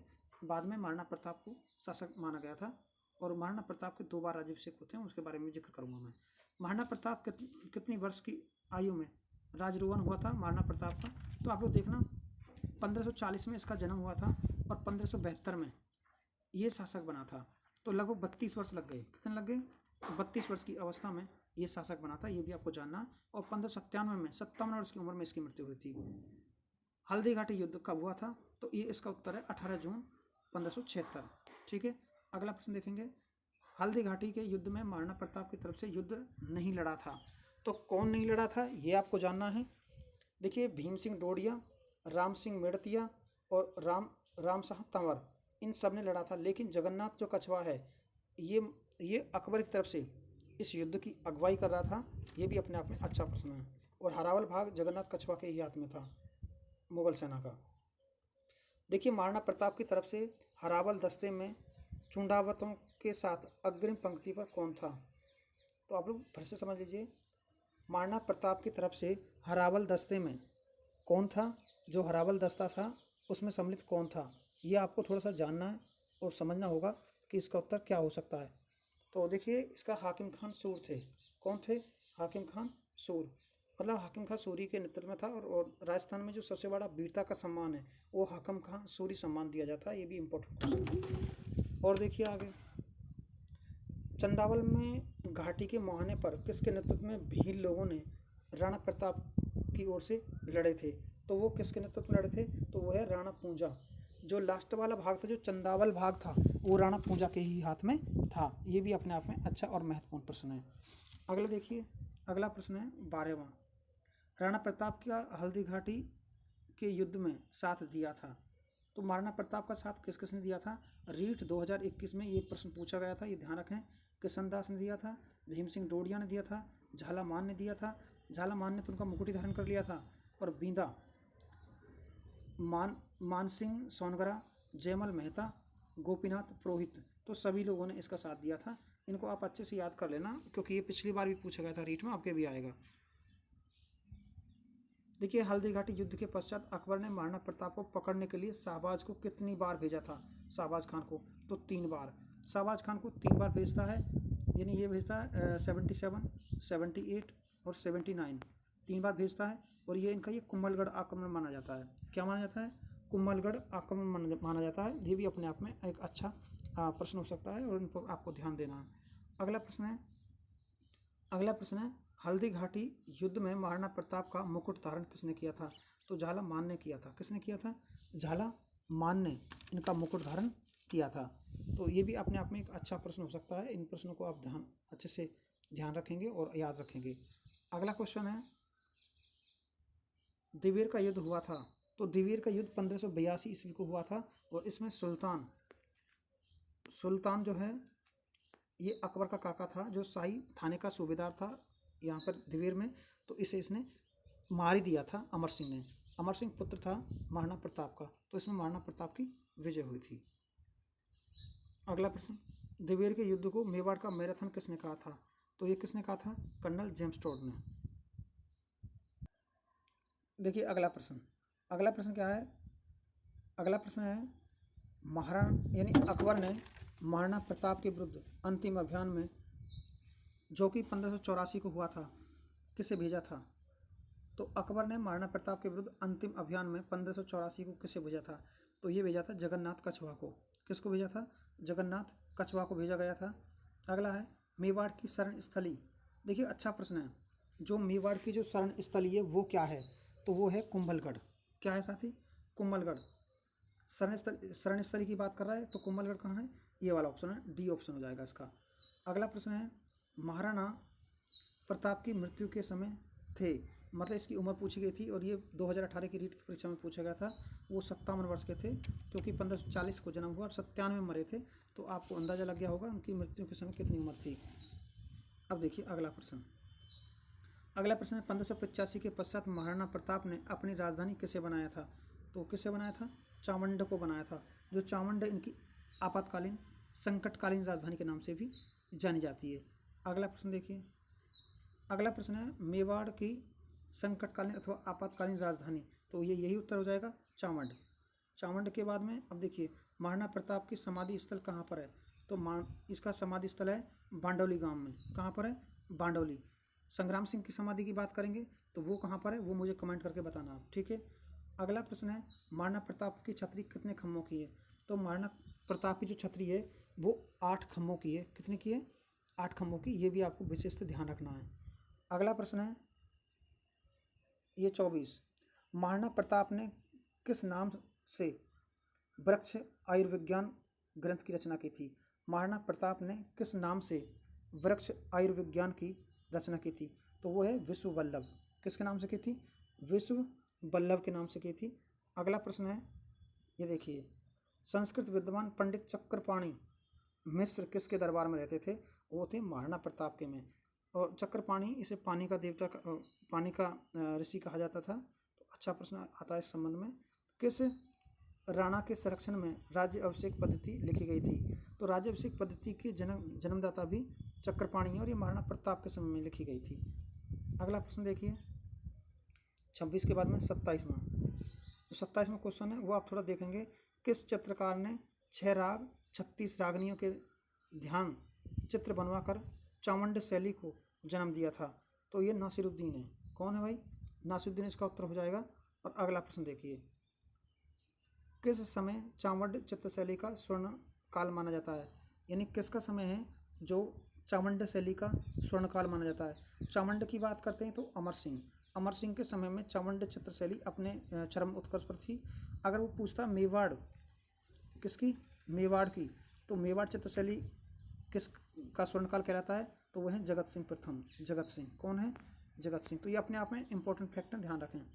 अगला प्रश्न क्या है? हल्दी घाटी के युद्ध के बाद अकबर ने किसके मुगल दरबार में उपस्थित होने पर रोक लगा दी थी? तो मान सिंह और आशफ खान, क्योंकि ये हल्दी घाटी युद्ध में महाराणा प्रताप को जिंदा और मुर्दा नहीं प्राप्त कर सके थे, इसलिए इन पर रोक लगा दी गई थी। अगला क्वेश्चन है, जोधपुर के महाराजा गज सिंह ने किस महिला के प्रभाव में आकर अमर सिंह को अपना उत्तराधिकारी घोषित नहीं किया था? तो फिर किसको कर दिया था इन्होंने? तो इन्होंने किसको किया था वो आपको मुझे कमेंट करके बताना, जसवंत सिंह को। ठीक है, मैं आपको बता दे रहा हूँ, आपको समझना भी है। और ये थी अनारा बेगम। कौन थी? अनारा बेगम। अगला क्वेश्चन देखिए, अमर सिंह राठौड़ ने शाहजहां के दरबार में किसकी हत्या की थी? कितना अच्छा प्रश्न है। सलावत खान। तो ये प्रश्न रीट में 2022-23 में होने वाली रीट है, इसमें बहुत अच्छा प्रश्न रहेगा, इंपॉर्टेंट रहेगा। अगला प्रश्न देखिए, दुर्गादास राठौड़ का जन्म कहाँ और कब हुआ था? तो दुर्गादास राठौड़ का जन्म सालवा गांव, कौन सा गांव था? सालवा गांव 1638 में दुर्गादास का जन्म हुआ था। और दुर्गादास के संबंध में एक प्रश्न पूछा गया था पिछली बार रीट में, और वो प्रश्न था यानी दुर्गादास की छतरी कहाँ पर है, या इन्होंने अपना अंतिम समय कहाँ गुजारा था? तो उज्जैन उसका उत्तर था। अगला क्वेश्चन देखिए, दुर्गादास राठौड़ द्वारा अजीत सिंह को औरंगजेब द्वारा दिल्ली में कैद से बचाकर, यानी कुल मिलाकर के दुर्गादास राठौड़ ने अजीत सिंह को औरंगजेब के चंगुल से बचाया था। सिरोही के कालिंद्री गांव में जयदेव के घर रखा, उस समय सिरोही का शासक कौन था? कालिंद्री, देखिए सिरोही के कालिंद्री गांव में उसे रखा था जयदेव के घर में। किसके घर में रखा था? जयदेव के घर में रखा था। तो उस समय वहाँ का शासक कौन था ये आपको समझना। तो इस समय यहाँ का शासक बेरीसाल था। क्या नाम था इसका? बेरीसाल। तो ये भी अपने आप में एक अच्छा और इम्पोर्टेंट क्वेश्चन है। अगला क्वेश्चन देखिए 34, ये क्या कह रहा है? दुर्गादास राठौड़ ने औरंगजेब के विरुद्ध राठौड़ सिसोदिया कूट का निर्माण कर, उस समय सिसोदिया शासक था। एक बार फिर से अच्छे समझ लीजिए, दुर्गादास राठौड़ ने औरंगजेब के विरुद्ध राठौड़ सिसोदिया कूट का निर्माण किया, उस समय सिसोदिया वंश का शासक कौन था ये आपको समझना है और जानना है। तो कौन था इस समय इसका शासक? देखिए क्वेश्चन नंबर 34, तो राज सिंह था। कौन था दिख रहा है इसमें? राज सिंह, ऑप्शन राज सिंह। अगला देखिए क्वेश्चन नंबर है 35, औरंगजेब ने जजिया कर लगाया था। तो आप लोगों को पता होगा जो क्या नाम था इसका, जमरूदगढ़ का युद्ध था, इसमें क्या नाम है, जमरूदगढ़ में इसकी मृत्यु हुई थी जसवंत सिंह की, क्योंकि जसवंत सिंह एक हिंदू बहुत बड़ा शासक था। ये कभी जजिया कर नहीं लगाने दे रहा था। जैसे इसकी मृत्यु 78 में हुई थी, 1678 में मृत्यु हुई थी, और उसके एक साल बाद ही 1679 में औरंगजेब ये सफल हो गया था जजिया कर लगाने में। तो जजिया कर है वो विशेषतः ब्राह्मणों पर, बाकी अगर हिंदू ऑप्शन में आया था हिंदू मान लिया जाता है, लगाया गया था। जो चोटी रखते थे उन लोगों पर लिया जाता था। दुर्गादास राठौड़ के जीवन के अंतिम समय कहाँ रहे थे? तो दुर्गादास राठौड़ अपने अंतिम समय में कहाँ रहा था? उज्जैन में। उज्जैन में इसकी छतरी है। ये प्रश्न पिछली बार रीट में पूछ लिया गया 2021 में हुई थी, इसी में जो कैंसिल कर दी गई थी। किस जाट नेता ने सिकंदरा आगरा में, देखिए सिकंदरा आगरा में एक स्थान है, अकबर की कब्र को खोदकर उसकी हड्डियों को अग्निदहन कर दिया था या जला दिया था? तो उनका नाम बहुत प्रमुखता से लिया जाता है और प्रश्न कई बार पूछा भी गया है, राजा राम। अगला क्वेश्चन देखिए, जयपुर के सवाई जयसिंह की मृत्यु पर उत्तराधिकारी संघर्ष में उसके बड़े पुत्र ईसुर सिंह के साथ किस शासक ने दिया था? तो ये सूरजमल ने दिया था। किसने दिया था? सूरजमल, क्योंकि माधो सिंह और ईसुर सिंह के मध्य जो युद्ध हुआ था उसमें भरतपुर के राजा सूरजमल ने इनका साथ दिया था। अगला प्रश्न देखिए, अगला प्रश्न है अमर सिंह राठौड़ ने शाहजहाँ की, यहाँ शाहजहाँ लिखना था मेरे को, शाहजहाँ की नाराज़गी पर परवाह न करते हुए किस व्यक्ति को 3,000 का और नागौर के उत्तरदायित्व का भार सौंपा था? तो उसका नाम है केसरी सिंह जोधा। किसको? केसरी सिंह जोधा को सौंपा गया था। अगला क्वेश्चन है, मेवाड़ के शासक अमर सिंह द्वितीय ने दुर्गादास को कहाँ की जागीर दी थी? तो मेवाड़ के शासक अमर सिंह द्वितीय ने दुर्गादास को कहाँ की जागीर दी थी? रामपुरवा की। कहाँ की दी थी? जबकि राज सिंह ने केलवा की जागीर दी थी, केलवा की। देखिए, मेवाड़ के शासक अमर सिंह द्वितीय ने दुर्गादास को कहाँ की जागीर दी थी? रामपुरवा की। ये अभी हम पढ़ चुके हैं क्वेश्चन। अगला क्वेश्चन है, लोहागढ़ का निर्माण, लोहागढ़ जो लोहागढ़ है, जो मिट्टी का जो किला है, इसकी बात हो रही है, इसका निर्माण किसने करवाया था? तो इसका उत्तर हो जाएगा सूरजमल। अगला प्रश्न देखिए, अगला प्रश्न है, सूरजमल ने फिरोजशाह कोटला को कब विजित किया था? तो कब विजित किया था? 1753 ईस्वी को। कब किया था? 1753 ईस्वी को इन्होंने इसे विजित कर लिया था। ये अभी अपने आप में एक इम्पोर्टेंट क्वेश्चन है। अगला क्वेश्चन देखिए, देखिए कला एवं स्थापत्य। अब बात करेंगे हम कला एवं स्थापत्य के संबंध में। तो ये जी अब देखिए, प्रश्न नंबर 1 है, ये कह रहा है सही सम्मिलित नहीं है। तो हाँ और ना पर आपको ध्यान रखना। तारागढ़ बूंदी में है, कुंभलगढ़ राजसमंद में है, रणथंभौर चित्तौड़गढ़ और स्वर्णगिरी जालौर। तो आपको पता होगा रणथंभौर चित्तौड़गढ़ जो है वो रणथंभौर में नहीं है। रणथंभौर चित्तौड़गढ़, देखिए रणथंभौर जो है वो सवाई माधोपुर में है, सवाई माधोपुर, इसलिए ये इसका ऑप्शन गलत हो जाएगा। ये उत्तर है। असुमलित है, मेहरानगढ़ जोधपुर बिल्कुल ठीक है, गागरोन झालावाड़ बिल्कुल ठीक है, आमेर अलवर। तो आप अगला ऑप्शन देख लीजिए, जूनागढ़ बीकानेर। तो आप लोगों को पता होगा आमेर जयपुर में, अलवर में नहीं है, ये खासकर ध्यान रखें। अगला क्वेश्चन, हुमायूं का मकबरा कहाँ पर है? तो हुमायूं का मकबरा दिल्ली में है, जो उनकी जो अकबर की जो धाई थी महामंगा, महम अनंगा के द्वारा बनवाया गया था। उनियारा चित्रशैली किस चित्रशैली की एक उपशैली है? तो यह ढूंढांड की है। किसकी है? ढूंढांड शैली की। आगे देखिए, राजस्थान की चित्रकला शैली को राजस्थानी चित्र शैली नाम किस विद्वान ने दिया था? तो वो है राय कृष्णदास। क्या नाम है? राय कृष्णदास हैं। एक सेकंड, राय कृष्णदास हैं। अगला प्रश्न देखिए, अगला प्रश्न है, सही सम्मिलित नहीं है, आभानेरी मंदिर टोंक। तो मुझे तो यही गलत लग रहा है। देखिए आगे, भंडदेवरा 12, ये पिछली बार रीट में पूछा गया था। कमलेश्वर महादेव मंदिर बूंदी में, ऋषभदेव मंदिर उदयपुर में, ये बिल्कुल ठीक है। आबानेरी दौसा में है। कहाँ पर है? दौसा, टोंक में नहीं है, ध्यान रखें। अगला प्रश्न देखिए, अगला प्रश्न है, असुमलित है, सास बहु मंदिर नागदाम बिल्कुल ठीक है, किराड़ू बाड़मेर ठीक है, औसिया के जैन मंदिर जोधपुर और खाटू श्याम जी अलवर नहीं है, ये सीकर में, सीकर ठीक है। तो इसका आंसर हो जाएगा डी। अगला क्वेश्चन, अगला क्वेश्चन है, अंबिका मंदिर कहाँ स्थित है? तो उदयपुर, जगत, जयपुर। तो आप लोगों को पता होगा अंबिका जो मंदिर है वो जगत में है, जगत। और जगत स्थान कहाँ पड़ता है? उदयपुर में। अच्छे समझ लेना, कई बार हम उदयपुर पढ़ लेते हैं और जगत तक पहुँचे नहीं और अपना उत्तर कर दिया, तो इस पर विशेष ध्यान रखना आप लोगों को परीक्षा के दौरान। असुमलित है, एकलिंग जी मंदिर उदयपुर, ठीक बात है। श्रीनाथ जी मंदिर राजसमंद, ये भी ठीक है। जगदीश मंदिर उदयपुर, ये भी ठीक है। तो इसमें से असुमलित है, तो कोई असुमलित नहीं है, सब सही है। अगला प्रश्न, भारतीय मूर्तिकला का शब्दकोश किसे कहा गया है? तो जैन कीर्ति स्तंभ, विजय स्तंभ, गागरोन, जंतर मंतर। तो इसका उत्तर हो जाएगा विजय स्तंभ, ठीक है, चित्तौड़गढ़ में स्थित है ये। राणा कुंभा के द्वारा निर्मित विजय स्तंभ का शिल्पी नहीं था। शिल्पी का मतलब होता है बनाने वाला, बनाने वाला। तो बनाने वाला कौन नहीं था? देखिए, शिल्पी जैता, पूंजा, नापा और पूमा। देखिए नापा, पूमा और पूंजा, भूमि, चौथी और बलराज, ये क्या है? ये थे इसके। लेकिन अत्रि और महेश ये शिल्पकार नहीं थे, इन्होंने प्रशस्ति लिखी थी, प्रशस्ति लिखी थी, जो उस पर लिखी हुई है वो प्रशस्ति अत्रि और उसके पुत्र महेश भट्ट ने पूरी की थी वो। पटवों की हवेली जैसलमेर। देखिए आपने सुना होगा पटवों की हवेली और नथमल की हवेली जैसलमेर, गलियारों का शहर जैसलमेर, ये सब सुना होगा। देखिए असुमलित है, मूसी महारानी की छतरी अलवर, ठीक बात है। गोपाल सिंह की छतरी करौली, 84 खम्भों की छतरी बूंदी, सेठों की छतरी रामगढ़ और ईश्वर सिंह की छतरी जोधपुर। तो ये गलत है। ईश्वर सिंह की छतरी जो है ना वो गैटौर में है, कहाँ पर है? गेटोर। ये गेटोर में है जयपुर। ये गेटोर में है किसकी? ईश्वरी सिंह की छतरी, यहाँ नहीं है। ठीक है, अगला प्रश्न देखिए। अगला प्रश्न है देलवाड़ा के जैन मंदिर कहाँ पर है? तो देलवाड़ा के जैन मंदिर पाली, जयपुर, सिरोही। तो इसका उत्तर हो जाएगा सिरोही। क्या हो जाएगा? सिरोही हो जाएगा। देखिए प्रश्न नंबर अगला। अगला प्रश्न क्या है ये देखिए। प्रश्न है देलवाड़ा के जैन मंदिर सिरोही में, अभी हम ये पढ़ चुके हैं।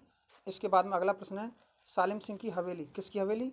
सालिम सिंह की हवेली, नथमल की हवेली, पटवों की हवेली अपने पत्थर की जाली और कटाई के कारण संसार भर में प्रसिद्ध हैं। तो ये प्रश्न लगातार पेपर में आ रहे हैं और निश्चित रूप से पूछ जाएंगे। जैसलमेर की विशेषता है।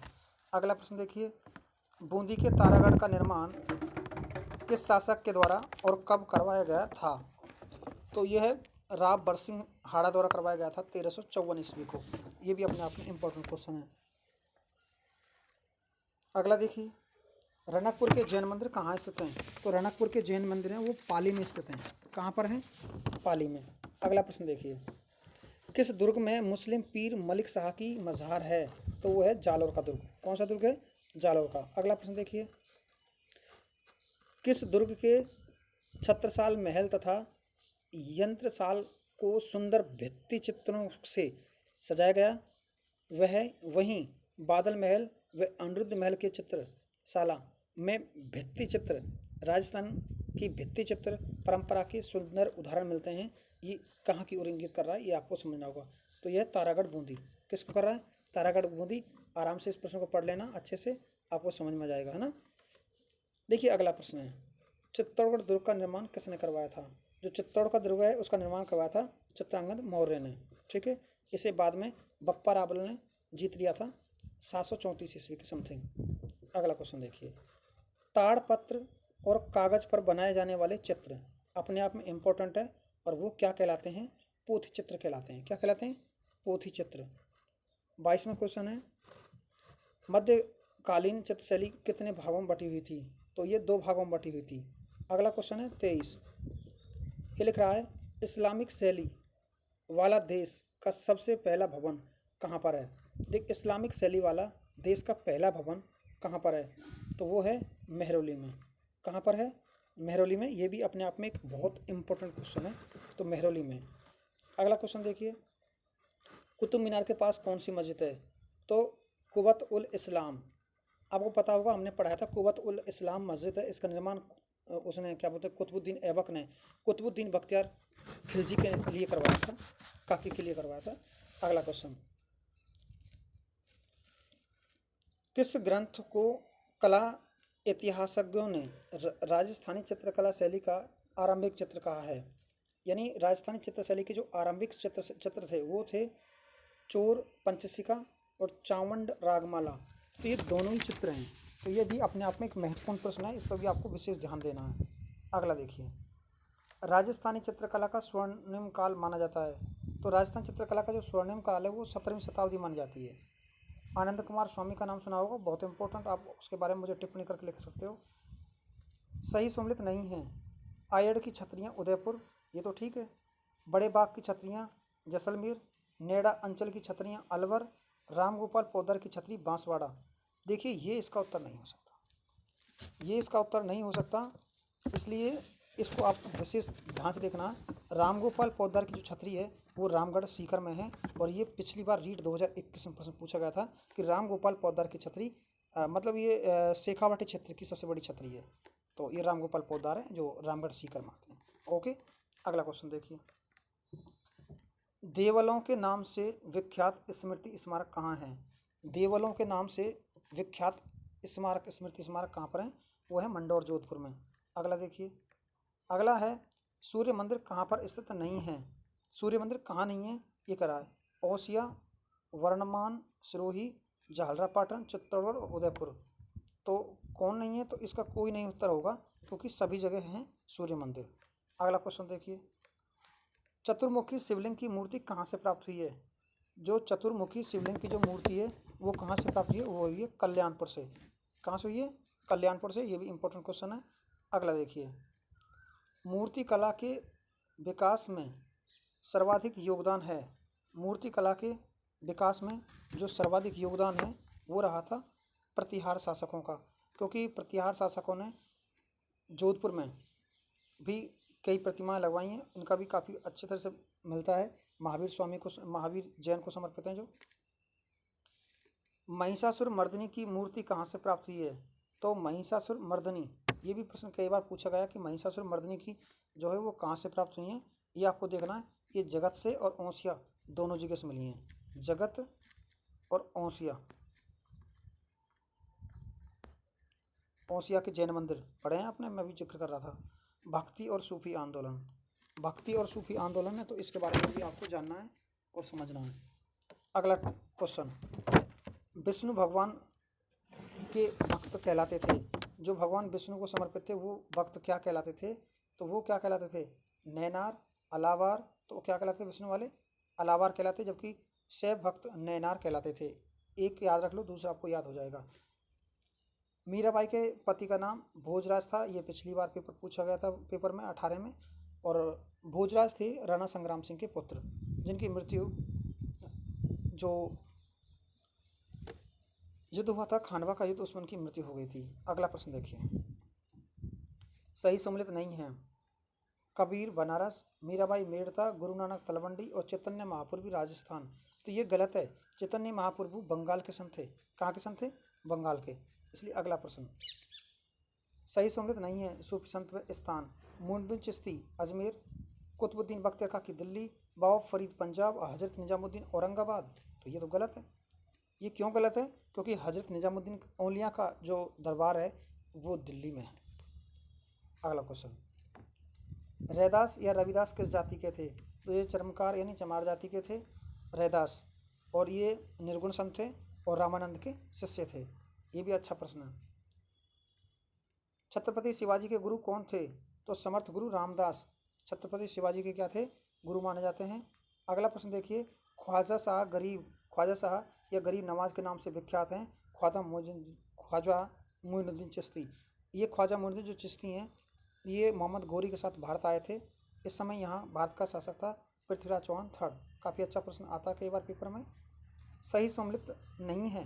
संत व स्थान, रामचरण जी शाहपुरा भीलवाड़ा में, धर्रयाब जी रैन नागौर में, हरिदास जी सींथल बीकानेर में और रामदास जी खिजड़ी जोधपुर। तो ये इसका उत्तर सही नहीं हो सकता।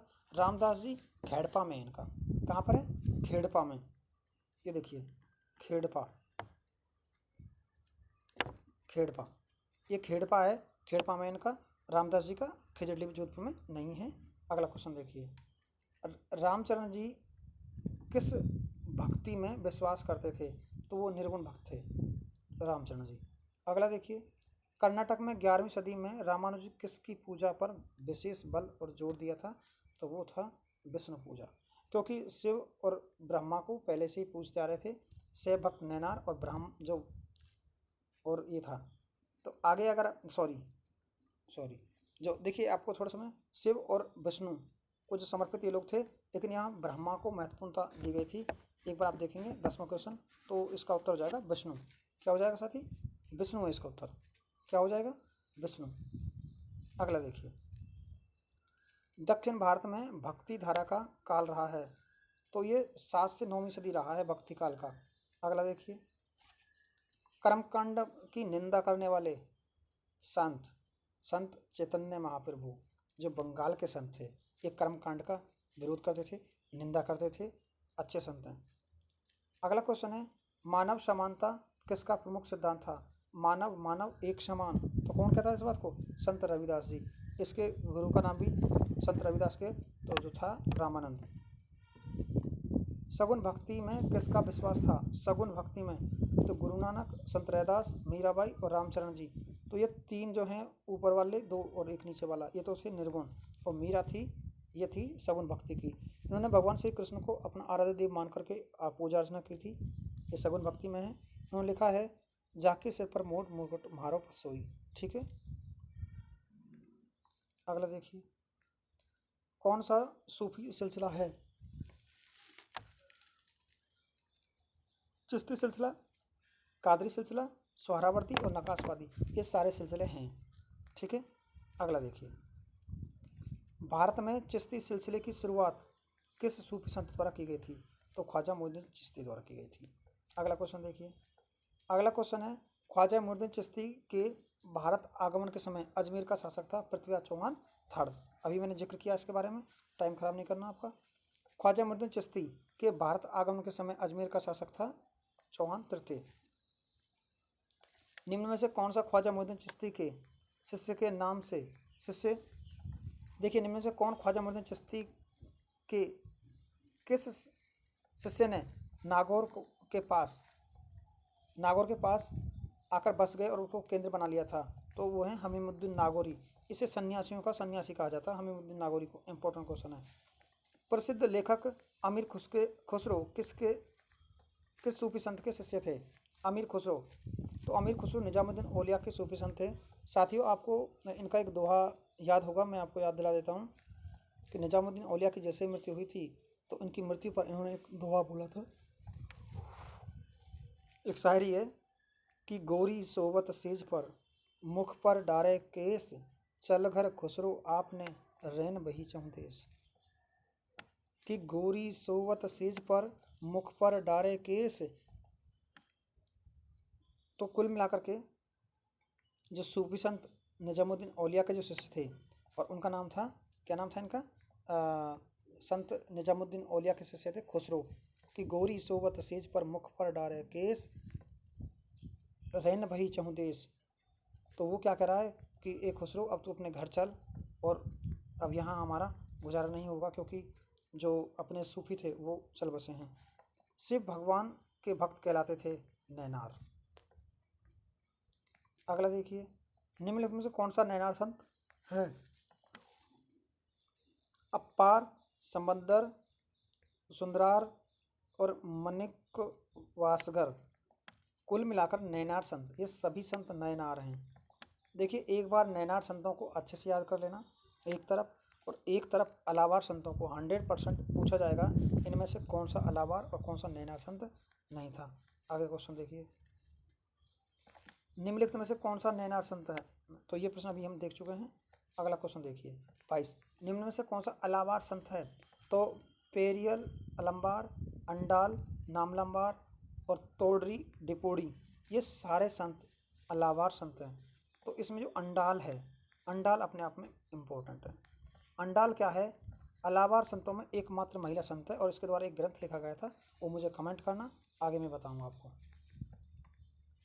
उत्तर भारत में भक्ति आंदोलन के प्रवर्तक माने जाते हैं रामानंद जी। कौन माने जाते हैं? रामानंद। अगला क्वेश्चन है, संत रैदास, धन्ना और पीपा किसके शिष्य थे? तो संत रैदास में बार बार कहता आ रहा हूँ पीछे से, रामानंद जी के शिष्य थे। अगला क्वेश्चन है, दक्षिण भारत की मीरा कौन है जिसने थिरुपवाई, अभी मैं बात करता हूँ थिरुपवाई, देखिए थिरुपवाई, ये ग्रंथ लिखा है और इसे दक्षिण भारत की मीरा कहा जाता है। इनका नाम है अंडाल। ये एकमात्र संत हैं अलावार पक्ष की। देखिए, कबीरदास जी के उपदेश हमें उनकी साखियों और पदों में मिलते हैं। ये उपदेश संग्रहित हैं गुरु ग्रंथ साहिब में, पंचवाणी में और बीजक में। देखिए, इसके उत्तर सभी हैं। गुरु ग्रंथ साहिब में भी इसका उल्लेख मिलता है, पंचवाणी में भी और बीजक में भी। अगला क्वेश्चन, यह किस संत ने कहा कि कोई व्यक्ति भगवान कृष्ण की उपासना करता है और की सेवा करता है तो माया के जाल से कष्ट से मुक्त हो जाता है, ईश्वर एकाकार हो जाता है? तो ये किसने कहा था? तो ये मेरे हिसाब से संत, आप लोगों को पता होगा, संत चैतन्य महाप्रभु का कथन है। अगला क्वेश्चन देख लीजिए, सत्य कथन, सिख पंथ के संस्थापक गुरु नानक थे। बिल्कुल ठीक है। इनका जन्म 1469 को तलवंडी में हुआ था। ये वर्तमान में पाकिस्तान में है। इसे अब ननकाना के नाम से जाना जाता है। सभी ऑप्शन सही हैं इसके, इसे अच्छे से पढ़ लेना। निम्न में से महाराष्ट्र के संत नहीं हैं। तो संत ज्ञानेश्वर, नामदेव, एकनाथ, तुकाराम, चोखोमेला, समर्थ गुरु रामदास, सखुबाई। देखो, रविदास और रामानंद, ये दोनों शिष्य यहाँ के नहीं थे। ध्यान रखना एक बात, संत रविदास और रामानंद ये यहाँ के नहीं थे। रविदास और रामानंद ये उत्तर भारत के हैं। इनमें से प्रश्न कई बार पूछा जाता है और आगे मैं बताने वाला भी हूँ। महाराष्ट्र में पंढरपुर नामक जगह किस स्थानीय देवता के नाम से जानी जाती है और जुड़ी हुई है? तो वो विट्ठल के नाम से जुड़ी हुई है। क्या है? विट्ठलनाथ। अगला क्वेश्चन देखिए। अगला क्वेश्चन है दासबोध नामक ग्रंथ किसकी है? तो दासबोध समर्थ गुरु रामदास हैं और ये गुरु थे शिवाजी के, इनके द्वारा लिखी गई थी। और मैं आपसे क्वेश्चन पूछ रहा हूँ कि वह कौन सा संत था जिसने शिवाजी के उपहार लेने से इनकार कर दिया था? तो उसका नाम बहुत इंपॉर्टेंट है और वो है तुकाराम। क्या नाम था? संत तुकाराम। अगला क्वेश्चन, कश्मीर से लेकर के कन्याकुमारी तक 1100 मठ तथा अखाड़े स्थापित कर स्थापना के लिए जाना जाता है, वो कौन है? तो समर्थ गुरु रामदास हैं इसके उत्तर। ठीक है, अच्छे समझ लेना। अगला क्वेश्चन कौन सा है? भारत के वंचित वर्ग का पहला कवि किसे माना गया है? ये रीट 2021 में पिछली बार पूछा गया था। अच्छा प्रश्न है। तो चोखो मेला। तो अधिकांश जो प्रश्न है वो एनसीईआरटी या आरबीएससी की जो किताबें हैं इनसे ही आ रहे हैं उठ करके। आप इन्हें ध्यानपूर्वक समझें और सुने। संत चोखो मेला किस जाति के थे? तो संत चोखो मेला महार जाति के अछूत संत थे। तो ये पहले अछूत संत हैं। संत दादू दयाल किस प्रकार की उपासना के समर्थक थे? तो संत दादू दयाल निर्गुण थे, क्योंकि इसके सभी जो हैं वो निर्गुण भक्ति में विश्वास करते थे। संत दादू दयाल। रामस्नेही संप्रदाय की स्थापना किसने की थी? रामस्नेही संप्रदाय रामचरण जी ने की थी। ये भी अपने आप में इंपॉर्टेंट क्वेश्चन है। अगला है मीराबाई कहाँ पर रणछोड़ की मूर्ति में विलीन हो गई थी? तो वो द्वारका है। अगला क्वेश्चन देखिए, लोक संस्कृति, ये लास्ट बिंदु है, इसे आप अच्छे से देखेंगे और समझेंगे। केला देवी का मंदिर कहाँ पर स्थित है? तो यह त्रिकूट पर्वत पर। केला देवी का मंदिर त्रिकूट करौली में है। ठीक है, अगला देखिए, जमवाय माता का मंदिर कहाँ पर स्थित है? इसके निर्माण दुल्हराय ने करवाया था, यानी कछवा शासक। तो ये कहाँ पर है? जयपुर में। जम्मू रायगढ़ जो है जयपुर में, यहाँ ये स्थित है। अगला प्रश्न देखिए, लांगुरिया नृत्य किस देवी की आराधना में गाए जाते हैं? तो लांगुरिया नृत्य जो है वो किसके आराधना में गाए जाते हैं? वो केला मैया के आराधना में गाए जाते हैं। आपने सुना होगा, वहाँ गीत गाए जाते हैं कि घुटमन खेल लांगुरिया, भवन में खेले लांगुरिया, और दो दो जोगिनों के बीच अकेलो फंस गए लांगुरिया। आगे देखिए, जमवाय माता का पौराणिक नाम क्या था? जमवाय माता का पौराणिक नाम था जामवंती। क्या नाम था? जामवंती। अगला क्वेश्चन देखिए, लांगुरिया गीत गाते समय कौन सा वाद्य यंत्र प्रयोग में लिया जाता है? तो कौन सा वाद्य यंत्र प्रयोग में लिया जाता है? वो है अलगोजा। अलगोजा सुशील वाद्य यंत्रों में सबसे श्रेष्ठ वाद्य यंत्र माना जाता है, या सबसे श्रेष्ठ नहीं कह सकते, लेकिन राज्य वाद्य यंत्र कहा जाता है इसको, राज्य वाद्य यंत्र। अगला देखिए, करणी माता का मंदिर कहाँ पर है? तो करणी माता का जो मंदिर है, देखिए बीकानेर में है, लेकिन आगे ऑप्शन देखना, बांसवाड़ा, करौली और देशनोक। तो ये देशनोक में है। कहाँ पर है? देशनोक। और देशनोक कहाँ पड़ता है? बीकानेर में। तो इन चीज़ों को आपको बहुत विशेष से समझना है, केवल इस तरह से हमसे गलतियाँ हो जाती हैं और हम रह जाते हैं। करणी माता के मंदिर में इससे सफ़ेद चूहों को काबा कहा जाता है, आपने पढ़ा होगा अच्छे से। अगला क्वेश्चन है, जीन माता का प्राचीन नाम जयंती माला। अच्छा प्रश्न है, यानी जीन माता का नाम जयंती माला है, और अभी हमने एक और माता का नाम पढ़ा था जिसका नाम जामवंती माला था। आ देखिए, जीन माता का मंदिर कहाँ है? तो ये रेवासा में है। सीकर भी दे रखा है, तो रेवासा कहाँ आता है? सीकर में। ठीक है, अगला क्वेश्चन देखिए, त्रिपुरा सुंदरी माता का मंदिर कहाँ स्थित है? तो ये बांसवाड़ा में है, छींच बांसवाड़ा में स्थित है। आगे देखिए, किस पुराण के अनुसार त्रिपुर शिव की भार्या होने से त्रिपुरा माता को त्रिपुरा कहा जाता है? तो वो क्या है? विष्णु पुराण, कालिका पुराण, गरुड़ पुराण, भागवत पुराण। तो इसका उत्तर तो होगा साथियों कालिका पुराण। लेकिन देखिए, किस पुराण के अनुसार त्रिपुरी शिव की भार्या होने से त्रिपुरी शिव की भार्या होने से त्रिपुरा माता को त्रिपुरा कहा जाता है? तो ये प्रश्न है 11वां। तो ये कालिका पुराण में बताया गया। अगला क्वेश्चन, निम्न में से कौन सा नृत्य पुरुषों के द्वारा नहीं किया जाता? तो वो घूमर नृत्य नहीं किया जाता, स्पेशली महिलाओं का नृत्य है। इसे राजस्थान के सिरमौर, आत्मा आदि नामों से जाना जाता है। जसनाती संप्रदाय के द्वारा किया जाने वाला अग्नि नृत्य प्रसिद्ध है। कर्तियासर कहाँ का है? कर्तियासर का है। आगे का क्वेश्चन देखेंगे। पुरुषों के द्वारा विवाह के अवसर पर किया जाने वाला ढोल नृत्य। ढोल नृत्य की बात आती है तो जालो। आगे देखिए, गवरी नृत्य कहाँ का प्रसिद्ध है? तो गवरी नृत्य अलवर, भरतपुर, जैसलमेर, बाड़मेर, मेवाड़। तो मेवाड़ का गवरी नृत्य प्रसिद्ध है। अब देखिए, बमरसिया कहाँ का प्रसिद्ध है? तो बमरसिया भरतपुर का। ठीक है, बमरसिया भरतपुर का। असम्मिलित का चयन करें। पश्चिमी संस्कृति केंद्र जोधपुर, रविंद्र रंगमंच जयपुर, भारतीय लोक कला मंडल उदयपुर, जवाहर कला केंद्र जयपुर। तो कौन सा असम्मिलित है वो पहचानना है। 17वां क्वेश्चन है। देखिए, ये वाला ऑप्शन है जो फर्स्ट वाला, पश्चिमी संस्कृति केंद्र जोधपुर में नहीं है, ये शिल्पग्राम उदयपुर में है। कहाँ पर है? शिल्पग्राम उदयपुर। कहाँ पर है? शिल्पग्राम उदयपुर में है। अगला क्वेश्चन देखिए, कामड़ जाति की महिलाओं के द्वारा हाथ पैरों पर मंजीरे बांधकर किए जाने वाला नृत्य। तो वो 13 ताली नृत्य है। 13 मंजीरे बंधे रहते हैं इनके उन पर हाथों पर पैरों में। असम्मिलित का चयन कीजिए। राजस्थान संगीत संस्थान जयपुर, राजस्थान संगीत नाटक अकादमी जोधपुर, राजस्थान ललित कला अकादमी अलवर। तो इसमें असम्मिलित है कोई? तो कोई नहीं है असम्मिलित, सब सही हैं, ये आपको ध्यान रखना है। 19वां क्वेश्चन था राजस्थान ललित अकादमी। देखो, क्षमा चाहेंगे भाई, क्षमा चाहेंगे। देखिए, राजस्थान संगीत संस्थान जयपुर है, राजस्थान संगीत नाट्य अकादमी जोधपुर और राजस्थान ललित कला अकादमी अलवर में नहीं है, ये जयपुर में है। जयपुर, क्षमा चाहेंगे आप लोगों से ना। तो ये जयपुर में है, ये आप ध्यान रखना थोड़ा सा। अगला क्वेश्चन है 20वां। निम्न में से कौन सा अवनद्ध यानी चमड़े से युक्त वाद्य यंत्र नहीं है? तो वो हो जाएगा ताशा। कौन सा हो जाएगा? ताशा। चंग, भपंग, मादल, नगाड़ा और एक तारा, ये सब हो जाएंगे। ठीक है, आगे का देखिए,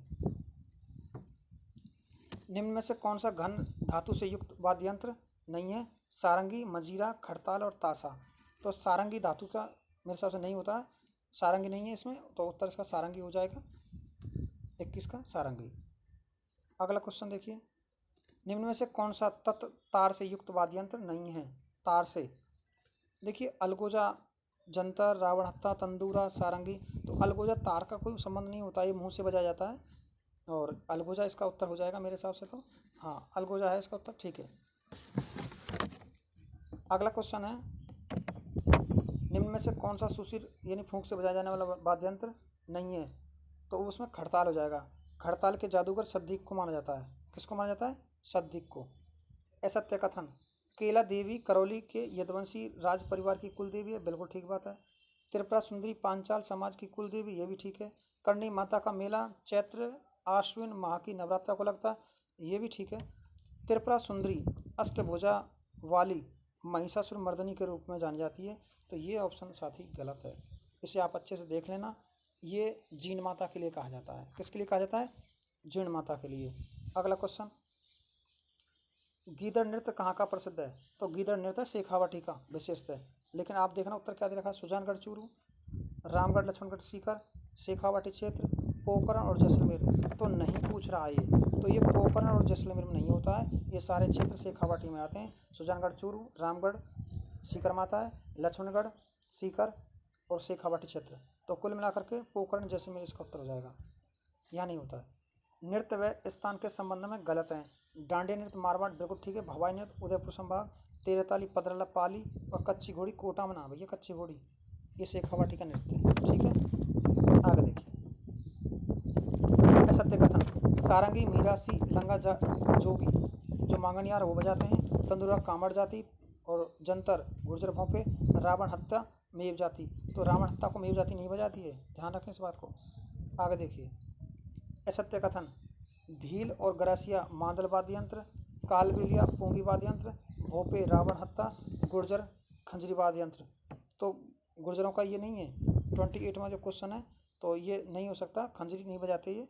आगे देखिए, तो हमने देखा था गुर्जरों क्या बजाते हैं, जंतर वाद्य यंत्र है। ठीक है, अगला क्वेश्चन देखिए, किस वाद्य यंत्र के लिए कहा जाता है कि सागवान के केर तथा रोहिड़ा की लकड़ी से बनाई जाती है और उनके तार बकरी की आंत और गज में घोड़े की पूंछ के बाल लगाए जाते हैं। तो वो वाला प्रश्न हो जाएगा एक। क्या हो जाएगा? सारंगी। सारंगी इसका उत्तर सारंगी। सारंगी हो जाएगा, सारंगी। ठीक है। अगला क्वेश्चन, सपेरा जाति का नृत्य है कालबेलिया। ठीक है। गुलाबो प्रसिद्ध है कालबेलिया नृत्य की। देखिए, ये वीडियो आपने बहुत ध्यानपूर्वक सुना और आपने अपना कीमती समय दिया। अगर आपने वीडियो को अंत तक देखा है तो आपको तहे दिली धन्यवाद।